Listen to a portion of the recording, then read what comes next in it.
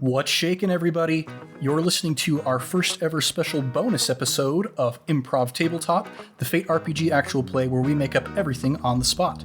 I'm Ned Wilcock, your host and GM, and today I'm joined by... Caleb Anderton. Good to be back, folks. Evan Peterson. Glad to be here.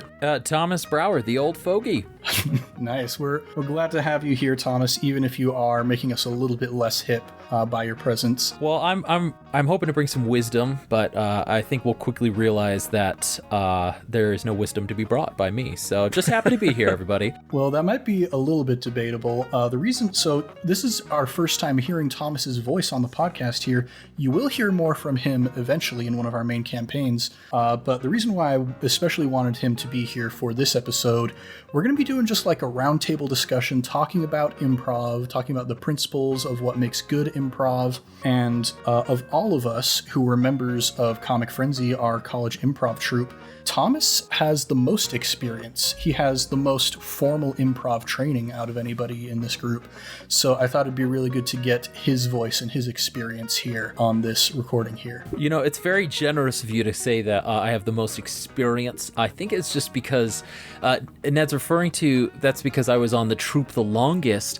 But I think that's because I was what they would consider a super senior. And so because I kept failing my courses, I just had to keep repeating years over and over and over. So, but very kind of you. I appreciate the compliment. Yeah, no problem. And if you want to hear more of Thomas's dulcet tones, you can hear him as the Dungeon Master of I Cast Fireball. But we'll get into that more during the plugs. For now, we're just going to talk about improv. Improv is a deceptively complex art form. You look at it and it's like you're just making everything up on the spot as you go along. How hard can it be? But there's a lot of principles that go into making good improv. And that's what we really want to dig into tonight. There are books and books that have been written about this. And so we're going to just talk about some of the things that we've learned and maybe use some examples from our campaigns. So this is your spoiler warning. We'll be talking about stuff that has occurred during our previous few campaigns up to this point. Spoilers. Thank you. And let's go ahead and get into it. We've each prepared a topic that we're hoping to speak about, and we're just going to dig into what it's all about. So I guess I will start first. What I want to talk about tonight is, it may seem kind of antithetical because so much of improv is about comedy. Usually when you think improv, you think funny. But one of the most important rules to me of improv is to not try to be funny. And to me, it's a little bit deeper. It kind of goes into what do you hope to get out of improv? So an example that I might use is my last semester before I graduated, I was in a production of a play called You Can't Take It With You. And I've seen that play performed twice prior to that point by the local high school. And it was always kind of like, oh yeah, this is a fun story. It's got a funny script, But when I got into a college environment with other actors who understood characterization and subtext and how to add meaning to the show, suddenly became, this isn't just a fun story. This is a really deep and emotional story that has a lot of good messages about, what it means to be human. And I think improv is very similar. Like if you go into improv because it's crazy and it's chaotic and funny and LOL random and whatnot, that's probably about as much as you're going to get out of it. But if you're engaging with improv because it is an art form that is unique in its ability to combine multiple individuals with their ideas and their experiences into a very honest and very meaningful story, then that's what you're going to get out of improv. And that's the kind of stories that we're hoping to tell here. We're not hoping to just, go in it for the laughs. We're hoping to, tell real good stories first and foremost. And if the laughs happen along the way, all the better. Yeah, if I could jump in, since I haven't been an actor on Improv Tabletop yet, but just being an avid fan and avid listener to all of the campaigns that have gone before, it's just very clear that regardless of the situation, that the story is such a focus for me as a listener, and that is what makes it so enjoyable and makes me want to come back to the next campaign after the characters I have loved and cherished for 4 weeks, they're being retired, so to speak. It makes me want to come back to the next one because that is it's the story seems to be first, and that's what really keeps me coming back from week to week as well. And you look at, occasionally there are kind of these moments where you're reading like an article about, little known facts about this movie or that movie, and Robin Williams being a great example. Did you know that this moment in this Robin Williams movie was completely improvised? And the reason why those moments stand out to us is because Robin Williams is being true to the character and true to the story. And that's what makes it so meaningful in the end. Ned, if I could jump in, I love what you said earlier about you can't take it with you. And just the fact that, yes, it's funny, but there are so many wonderful, deep lessons in that play just about life and what it means to be human. And that's really what really draws me to improv in a lot of ways is, the truth is funny.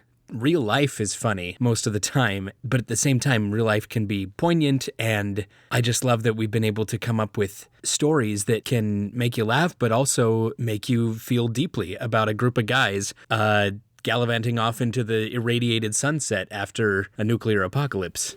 I just think it's pretty great. My wife said that was one of her favorite moments, was that we decided not to go back to civilization. And I was like, that was heartwarming in the moment, and I felt very satisfied. But yeah, like lots of improv, you begin somewhere strange and you end somewhere lovely, and you don't quite know where in the middle it seemed to flip, but it all comes together in this beautiful way. Yeah, and if we'd gone into it with the intent of just being funny, then we don't end up with, Pennyworth McScrooge having this pivotal life-changing moment as he holds this dying quokka in his arms.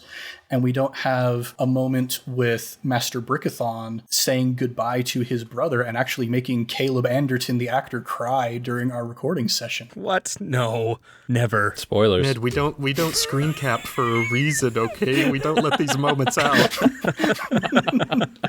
But yeah, to the point of, starting in a strange place and ending in a lovely place, if you're just being completely chaotic and completely strange the entire time, like, the worlds we're creating are weird enough. Like, we live in worlds where it's just normal that dinosaurs speak and bake cakes, and where it's just normal that, the president and the prime minister of Canada are having a duel to the death. And so in worlds where this is the norm, we don't need to try and make them weirder. We just need to play truthfully in this world that we've created, and the humor comes from that. Yeah, and I think you nailed it on the head, Ned, when you started. Like, we all have our own opinions, and everybody has strong opinions about improvisational theater that's participated in it before. And you bring up the point of, like, don't try to be funny in improv. You have such creative ideas just in improv tabletop here, and so I think some people confuse that of being like, you always have to be serious. Which, as you stated, it's not the case. It's just being true to who you are in the situation. It's being true to that your Lego head can turn completely around and that your body can rotate 180 degrees without issues. That's not trying to be funny. That's just being true to who you are at that moment. And because that truth is just so prevalent and that commitment from the actors is so there, that's what I think brings the humor, is because we go, oh my gosh, I forgot that I used to twist my Lego heads all the way to the left, or, or I had flashbacks to the Lego movie, where they did that. Like, I could totally see that, and it brings such authenticity, which makes it funny. I love that distinction. That kind of gives me a throwback to performing on stage with you guys, and just the idea of having that live feedback to know what I was doing was getting a laugh helped me realize that if there was a moment when I would think of a bit or a line and then have to wait a couple lines in the scene to interject it, at that moment, usually the moment's passed, my pre-planned bit doesn't fit in as well, and it would fall flat with the audience. And some of the best laughs I ever got on stage was just somebody said something, and I was just trying to think of my character, and I would just say something back so quickly. I didn't have time to think, is it funny? It was just a reaction. Just like, oh yeah, this is how I would respond to that. And I would say it, and all of a sudden we'd have to pause for 10 seconds to keep the scene going because the entire audience was laughing. And I was like, did I make a joke? That's just how I reacted to that. It just brings that all home, that it's not about, yeah, I've got a good bit. yeah, this is really going to knock them dead. It's just in the moment, what is your reaction? And human beings, I feel like when they don't try, are generally funny. I mean, we all obviously know some sticks in the mud, but more often than not, your fellow human beings are going to make you laugh. And like the book that we read every semester in our improv class is called Truth in Comedy. If you want to start getting into improv, read this book. And one of my favorite examples that they use for the idea of you don't have to try and be funny to make people laugh is Leslie Nielsen from the Naked Gun series, from the Airplane movies. He plays it so straight because that's his character's truth. He is, the hard-boiled policeman, and he acts as truthfully as he can with that character. And it's the absurdity of what's happening around him that makes us laugh. Is that drinking problem joke gets me every single time I created a drinking problem.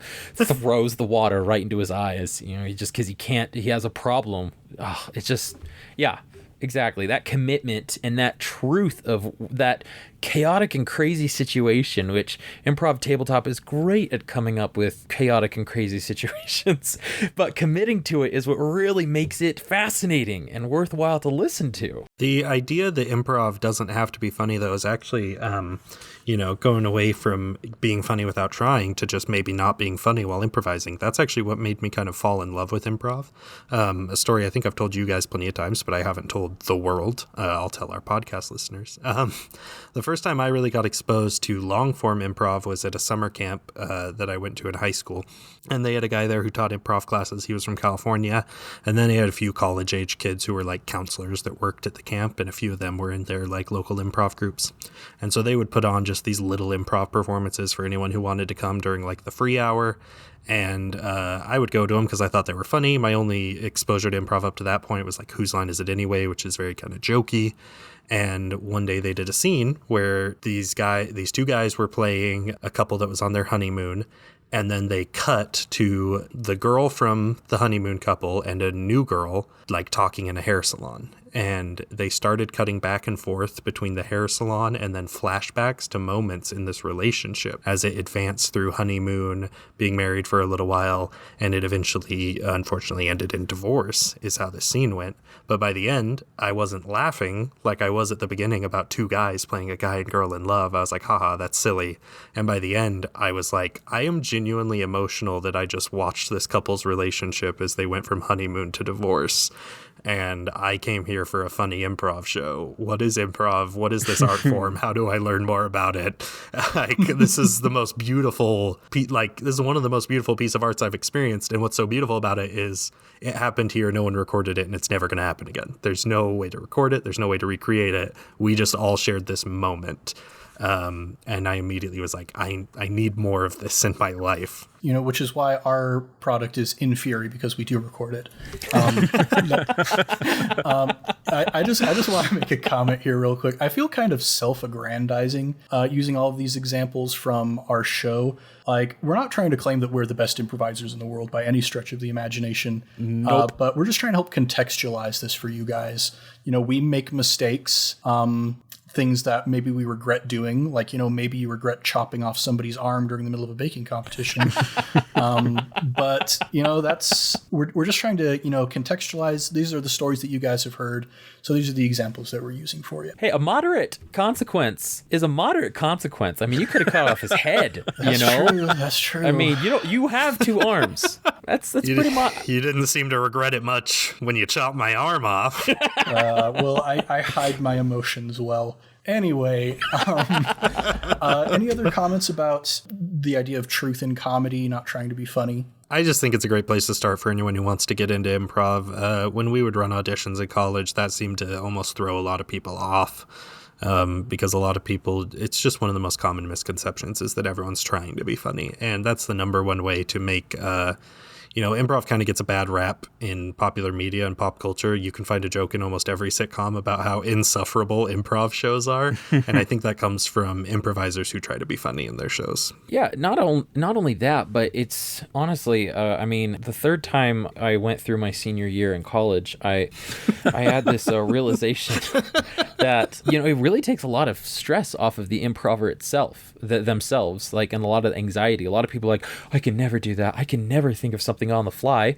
Well, yeah, when you have a goal and you're trying to be funny and you're trying to hit this specific funny bone, then yeah, of course you're going to be stressed. Of course it's going to be nerve-wracking. This is why singing games terrify me, because you have to fit a specific formula, or like rhyming games have terrify me as well. Why I can never do a poetry slam like some of us can. So that's a generous term for it. But like if you're not trying to be funny, if you're just trying to be true to who you are, who your character is, it takes so much pressure off of it, and it just allows you to enjoy it more, and to give more as well. Agreed. Well, speaking of agreement, let's move on to our next topic. Solid segue. That was amazing. Oh, thank you. The fundamental rule of all improv. Caleb, would you like to introduce this for us? Sure. Yeah, this is one that most people, even with little improv experience, have heard about, and that is yes and. I mean, it's pretty simple, but like all things improv, there's some depth to it. So first we'll just talk about the yes of yes and.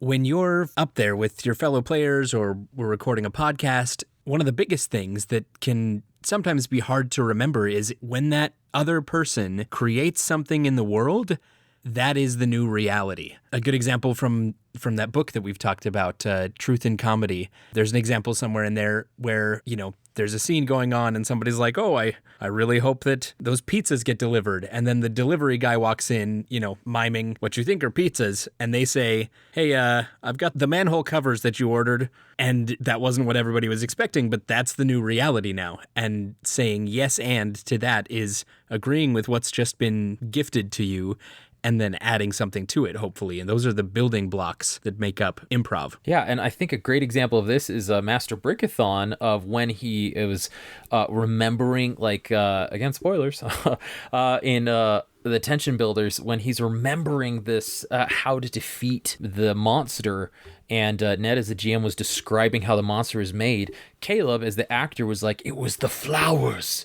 That hadn't been introduced. I don't think Ned was going there with that. I mean, I could be wrong. It could have been scripted, but I'm pretty confident it wasn't. And that was just the new reality of flowers. Flowers were how this monster came to be, and that was the new reality. And that was crucial to defeating the monster there. That was one of my favorite moments because, Master Brickathon scoops the sludge off of Oleg, and Ned then says, one of the holes in your memory fills. And I was, in my own brain, I was like, I got nothing. Nothing is here. But I faked it and just said, Oleg, I remember. And I had no idea what I remembered. But then we kept going and we actually just recorded. So that was the end of that episode. And then immediately we went into recording the next episode, because we do that sometimes because we've got busy schedules and we all can't get together every single week. And we kept going. And I didn't know what it was that I had remembered. And then Ned and I had this moment of shared storytelling where he would say one thing and then I would say yes and to that and add a little bit, and then he would add a little bit and I'd add a little bit. And that was one of my favorite moments in all of this podcast for me, just because going from absolutely not knowing to gradually building this thing where eventually I was on the same brainwave as Ned was, where he said something that was in my mind before I said it. I think it was when he said that it was from these flowers that I had created the beast, and it was with the flowers that I could defeat it. And I just remember doing a fist pump in the air because that's exactly where I was going to go next, and he beat me to it. Yeah, and there's definitely power in the back and forth. Kind of the best visual example that I've heard for what yes and is you're building a house together, you've brought a bunch of bricks and you brought some mortar. Person number one sets down a brick and puts some mortar on top of it, and the brick represents saying yes and the mortar represents saying and. So you remembered something. I put down a brick and put the mortar on top of it, and then Caleb comes in with his brick and says, yes, I did remember something, puts down the brick and puts the mortar on top. We'll go to my old thinking place. And together, you're laying the foundation for the other person to build something up. That's a really good analogy. And just being in that moment of back and forth, that's how you kind of create the magic of improv. The moments that people are like, are you sure this isn't scripted? It's hard to describe. It's just this connection that we have as humans that improv is so great at bringing to the forefront. And something I'm just thinking about as we talk, it's not necessarily the case that all of our listeners play tabletop RPGs, but they at least have an interest in them. And really, improv is just kind of a tabletop RPG where everyone gets to be the DM. And everyone who plays a tabletop RPG has experience with this without realizing it. When the DM says, hey, you see this happens, this dragon does this, the room looks like this, your reaction is never to go, well, no, it doesn't. And if it is, you might want to take a look at how you play your tabletop RPGs, because that's not a very it's not a very productive way to play. Your DM is not going to be very happy having you as part of the group. Yeah, but most of the time, 99.9%, hopefully, your reaction is just, yeah, okay. That's what happens. And here's what I'm going to do about that. I'm going to go into the room. I'm going to talk to this person. Yeah, that is what the room looks like. And I'm going to go see what's on this bookshelf or whatever. It's a little bit of a stretch, but it's a very similar muscle that if any of you are tabletop RPG players that want to get involved in improv, you've already been flexing these muscles probably without realizing it. Yeah, really good point. And kind of to that idea of everybody gets a chance to kind of be the DM at some point.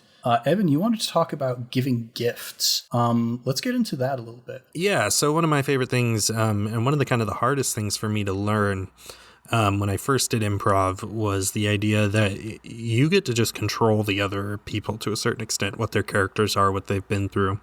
And yeah, we just generally refer to it as giving gifts. And you can give gifts of any kind, but the most valuable gifts in an improv scene are about the other person. So you can give a gift about yourself, which in a traditional like D&D setting is probably the best thing to do. But in an improv scene, that doesn't actually give the other person as much to work with as telling them something about themselves, which is kind of awkward at first in a way, because you really have to have trust in other people that what they're going to give you is good. And especially in recording this podcast, it was hard to, the reason I wanted to talk about this is just because it was such a weird thing to do in a tabletop RPG setting, was getting the opportunity to assume something about someone else's character, because in D&D, you know, everyone's written their own backstories. They know what their character does. They know how their character acts. You don't touch that. But here, one of the first times it came up was in Fallout back when I don't remember exactly what it was, but I just said to JP, like, oh, well, back, a few miles back, you did this. And I was just like, yeah, your character did that now. Yeah, I was hoping to bring up that example. JP's talking about how he wants to set a good example as a father for his sons. And you're like, well, were you setting a good example for them when you ran away from the noise back there? Yeah. Right. And that wasn't something that JP had thought about his character. But to his eternal credit, JP, being a brilliant improviser, was like, oh, yeah, that's who my character is. Yeah, it's a weird muscle to flex here, but for anyone looking to get into improv, it's such an invaluable muscle. And it's something that I still, to this day, feel like I struggle with so much.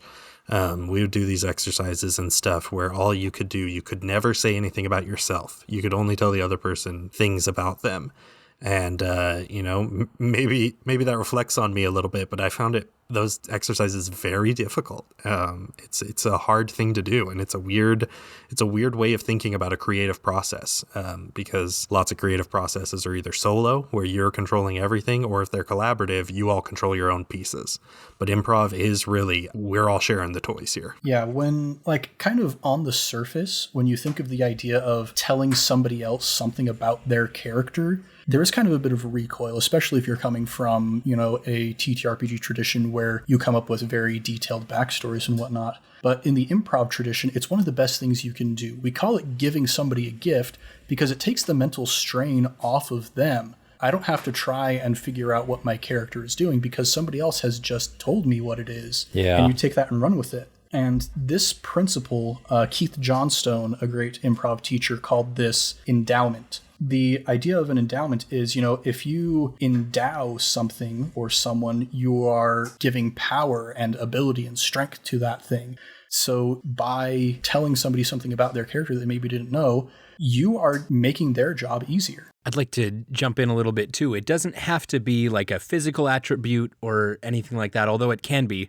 Once again, going back to JP and Fallout back, when Bingo Dingo reveals that he's not Australian, there was a great one where he says, "So wait, are you telling me those tattoos that you have aren't even real?" And I'd never mentioned any tattoos on Bingo Dingo. That was just a beautiful gift that he gave me. And then just saying yes and to that, no, they're fake. They're the fake kind. And that was just a really great gift. So that's a physical one, but also I wasn't originally planning to have Bingo Dingo not be Australian. It just so happened that through some really bad rolls, I just wasn't doing so well.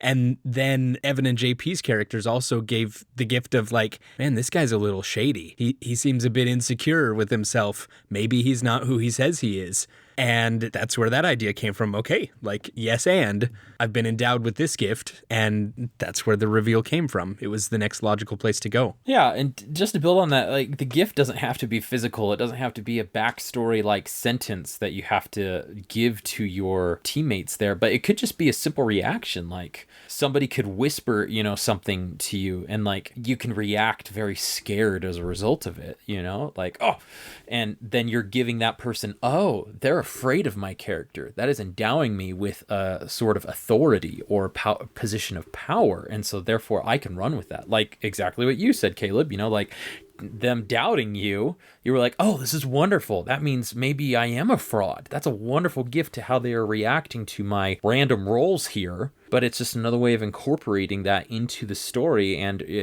saying yes and that sort of endowment. Yeah. And Thomas, your topic that you wanted to talk about was kind of more broadly speaking, this idea that everything is a gift. The power of shared creation. And if we look at that example of Bingo Dingo with the tattoos, it was something that was so spur of the moment, but it became a greater part of the story as Bingo Dingo was trying to find acceptance in kind of this strange family unit. Suddenly Dave and Buster are drawing fake tattoos on their arms because they want to be like Bingo Dingo.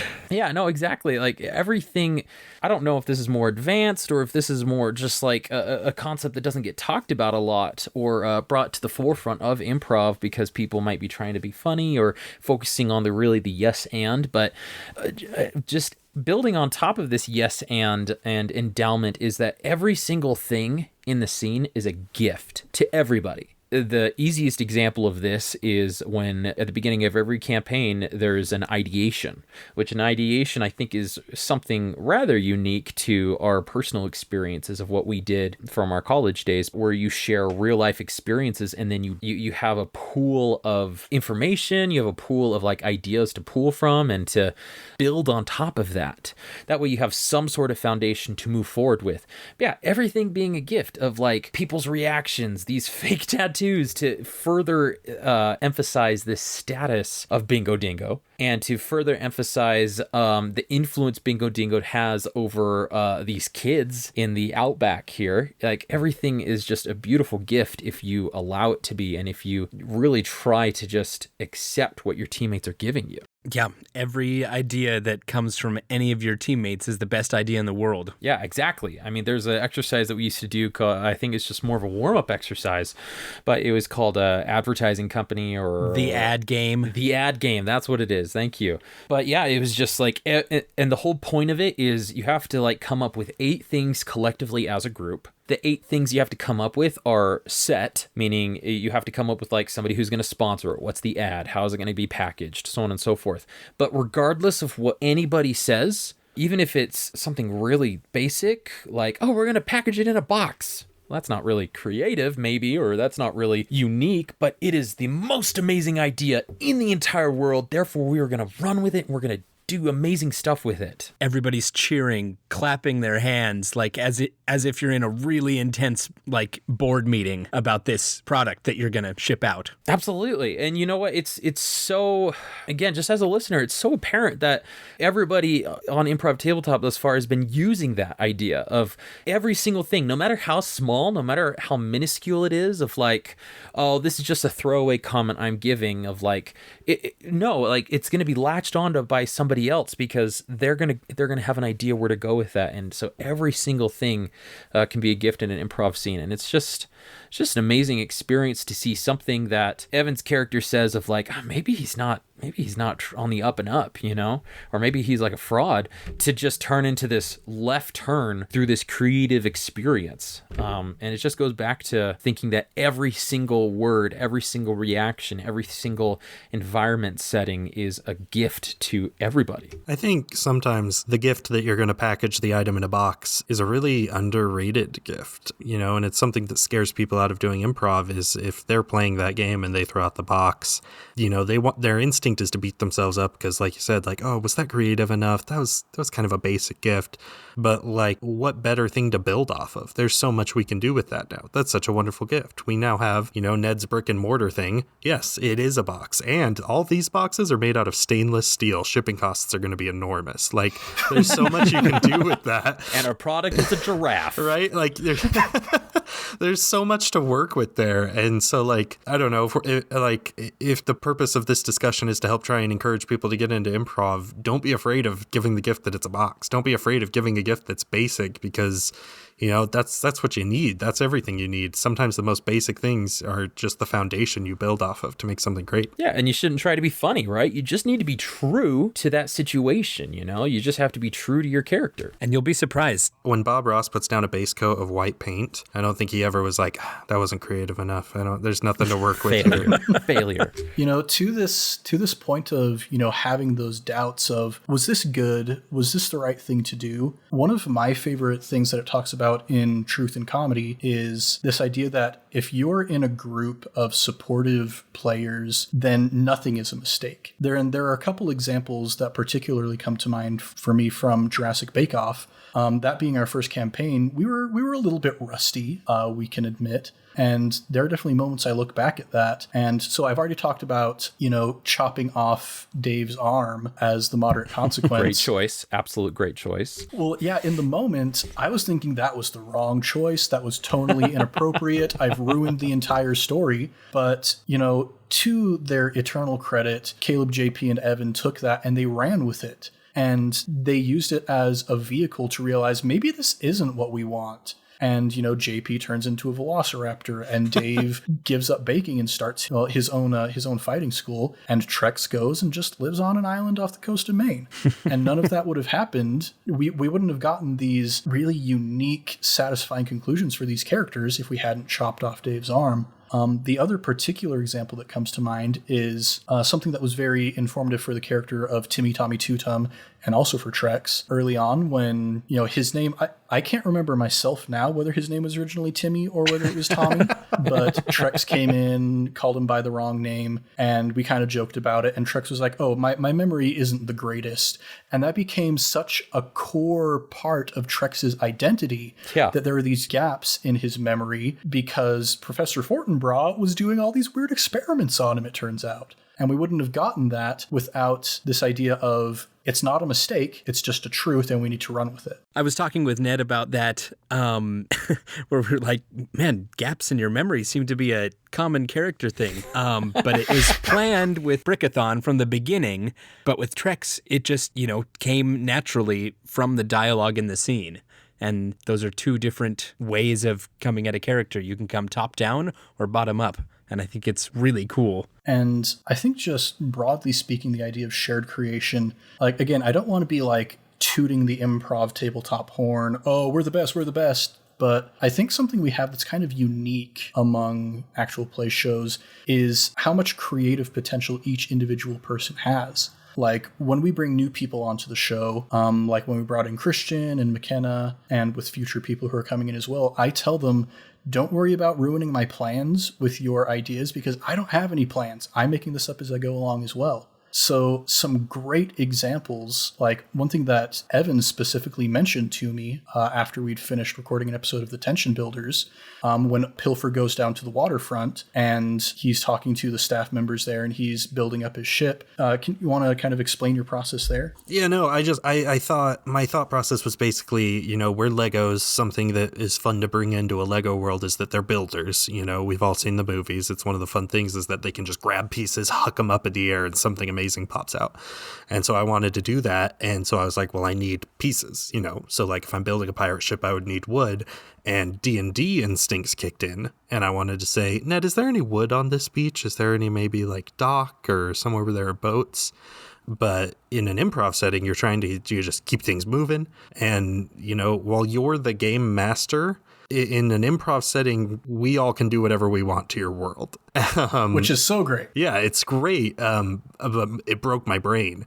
And that was just the first time when I kind of just was like, I'm going to keep things moving and not going to ask. And I was like, Ned, I'm just going to go down to where the dock is, grab the wood from the boats and like the overhang, like where that provides shade, and just tear it all down and rebuild it into a pirate ship. And it legitimately, after like years of ingraining a certain behavior, it terrified me. I was like, I can't do this.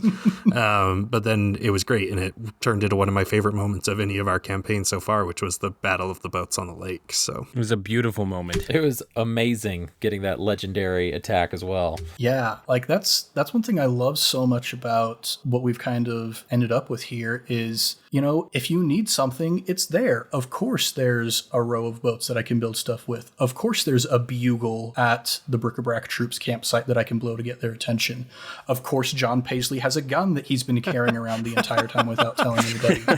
There have been so many times where I've kind of looked at this format here and I'm like, how are we the first ones who are doing this? How is it possible that nobody has stolen this really awesome idea before? It's just such a great way to play and to get everybody's creative potential out into the air. Well, and I think, honestly, a lot of the success of each campaign does go back to having a strong foundation, which, if I can toot his horn a little bit, Ned has a really strong grasp, not only of being a good game master and really embodying all of these aspects of yes and shared creation, everything is a gift, but also having the foresight of finding a tabletop system itself that actually lends itself to this creativity. I mean, Fate Accelerated has this amazing idea of like creating these aspects that anybody can draw upon.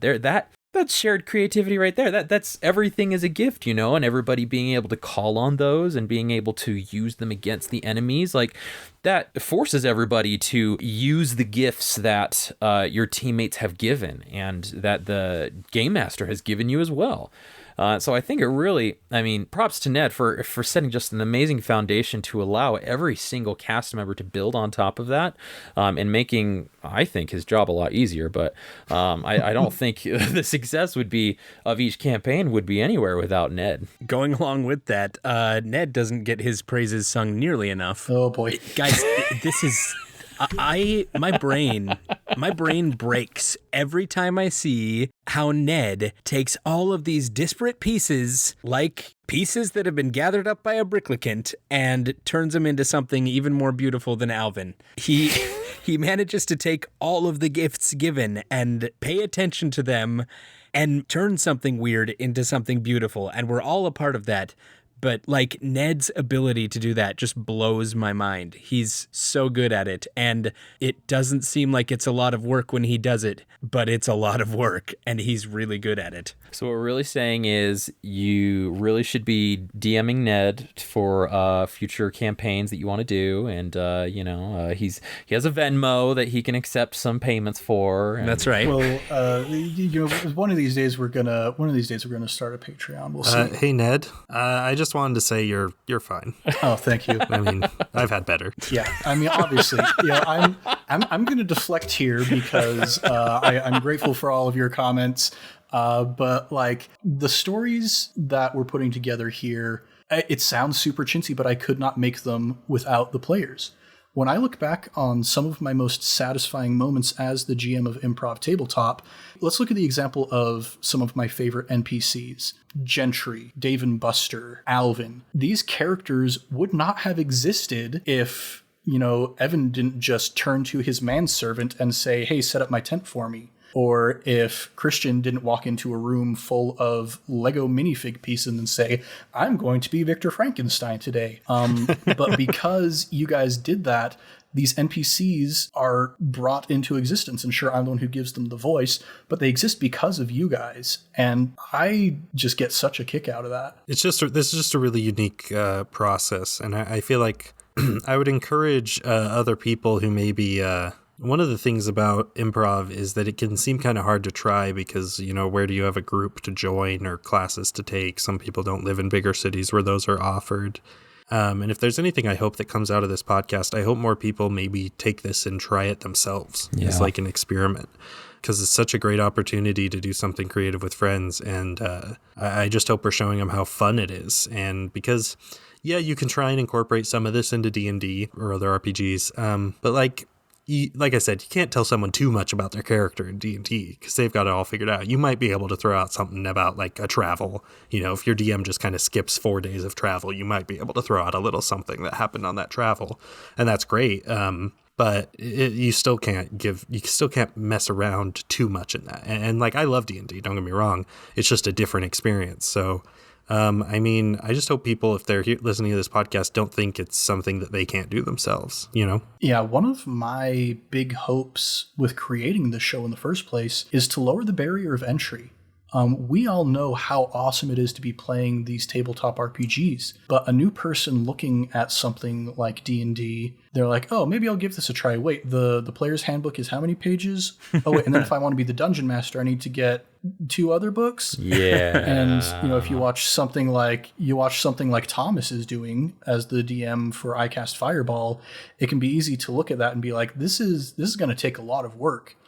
I really hope that one of the examples that Improv Tabletop can set is you can sit down with literally nothing prepared and have an awesome time with your friends. That's what this is all about. It's about doing stuff you love with people you love. At the end of the day, as much as I enjoy the other logistics of being a podcaster, that's what it's all about. I'm having a great time with my friends. Yeah, exactly. And I just to build on what Evan was saying and Ned was saying, and it really just, all it takes is a couple of people in a room who trust each other enough to just give these gifts and to have a fun time. Like that's really all it takes. Is if you wanted to get in depth into it, you can study the basics of improv, and you can go deeper and talk about endowment and ideations and things like that. But if you've got yes and if you've got trust with people that you care about or that you love, it's going to be a great time regardless. And that's why we're doing it. That's why we're making this podcast for you guys. Hopefully you can get some inspiration from this. That seems like a pretty good place for us to wrap up, probably. We could go on for hours talking about improv. Really, though. We really have. We could talk about story structure. Once upon a time. We could talk about every day. Man, next Fifth Wednesday, we got to bring up story structure, man. That's such a fun thing. Dude. I could talk about story structure every single day. Oh man, yeah. Anyway, that's my bread and jam. Dude, you guys should read the Upright Citizens Brigade comedy improvisation manual sometime, because they're all about story structure. I will. Same here. Well, I guess while we're here, why not let's do a round of plugs. So we've talked about, like, first and foremost, the thing I would like to plug is the book Truth in Comedy by Sharna Halpern, Del Close, and Kim Howard Johnson. Hear, hear. It is our improv Bible. It is so foundational to the way we do things here. And it's a short book. It's not very long. If you want to get into improv, pick up that book. But there are plenty of other great books as well. Like we talked about Keith Johnstone a little bit with the idea of endowment. He's another very foundational improv instructor. Check out Improv. Check out Improv for Storytellers. If you want to learn about story structure, check out the Upright Citizens Brigade Improv Comedy Manual. And you know how much we love Evil Hat Productions, the guys who create Fate. They published a book by Karen Twelves called Improv for Gamers.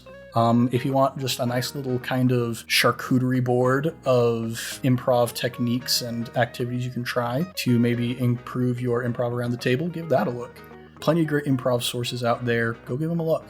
Caleb, you got anything you want to plug? Yeah, I think you guys have heard about this before from me, but my wife is making a lot of soap over here, for real, and it's amazing soap.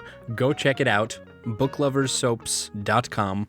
But in the podcast world, I recently discovered a podcast made by a good friend of mine. His name is Dr. John Tanas, and he's made a podcast called A Hat Tip for Hands, where he just finds people that he knows or sometimes that he has just heard about here in the Olympia, Washington area, and he interviews them, and it's beautiful. I just recently discovered it and started listening to it, and it's just a really good, uplifting time. If you need some of that in your life, go give him a follow. A Hat Tip for Hands by Dr. John Tanas. He's a really cool guy. Clean your body with soap, clean your soul with good storytelling. That's right. Evan, you got anything you want to plug? First off, I want to say we have 2 bars of that soap in our bathroom right now, and it smells heavenly. That's number one. Secondly, to kind of double down on how foundational truth and comedy is, if you did a test where you went through all your favorite comedians or comedic actors and saw how many had spent some part of their career at Second City, I think you would be astounded, all our lovely listeners, at how many of your favorite comedians have hit that theater at some point. And that book, Truth and Comedy, is basically the curriculum of Second City. So it really is rules of improv that have been imbued in almost every famous comedian of like the last 20 years. But beyond that, I don't have as much to plug. I guess since this is the episode where we peel back the curtain a little bit, I started my performance art bit because I don't do as interesting things as everyone else on the podcast. So I don't have anything to plug here. One of my favorite bits, though. I know. I'll have something next time I'm featured on a campaign. I go on performance art hiatus when I'm not performing on the podcast. Well, we look forward to your next performance art piece. I've been anxiously trying to follow them, but your Google Drives and your private accounts just make it so difficult. I will find them. I will find them one day. I know. It's elusive. Oh, man. Thomas, you got anything you want to plug? Oh, well, as Ned said earlier, I have my own podcast that Ned is also a guest star on, a regular, if you will. It's called I Cast Fireball. It's an actual play D&D 5e adventure where we go through the campaign Tyranny of Dragons. And it's been a ton of fun. We're about 9 episodes in, and we 9 or 10 whenever this episode drops at the very least. And there's some interesting stuff going on in there, and it's a lot of fun. If I don't say so myself, and I get a wonderful opportunity to sit in the DM chair myself and be able to endow my players with their own gifts from the backstories they gave me. So go ahead and give us a listen over there. I Cast Fireball.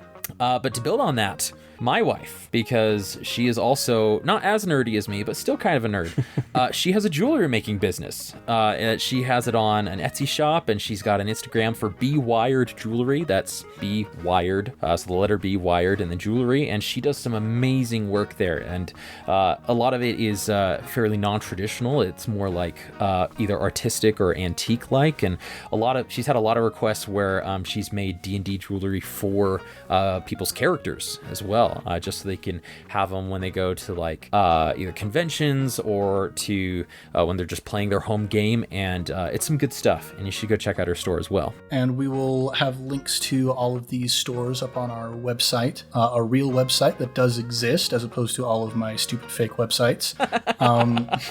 But yeah, keep watching this feed for more Thomas Brower content, because he's gonna be here one of these days in one of our formal campaigns. One of these days. And to back up his plug of I Cast Fireball, if you like Ned on this podcast, you'll love Ned on I Cast Fireball. He is... It's true. Yeah, I will say that as well. I mean, you come for Ned, and you stay for Ned as well. It's a really fun time. Well, I am going to deflect once more by thanking you. I am going to deflect once more by thanking you all for joining us here in this very special bonus episode of Improv Tabletop. Learn improv. It's great. It's going to change your life. I'm Ned Wilcock, your host and GM, and today I've been joined by Caleb Anderton, a guy who loves good stories with good friends. Evan Peterson. I'm just lucky to be here. Thomas Brower, the guy who can talk about story structure all day. Much love and stuff. We'll catch you next week on Improv Tabletop.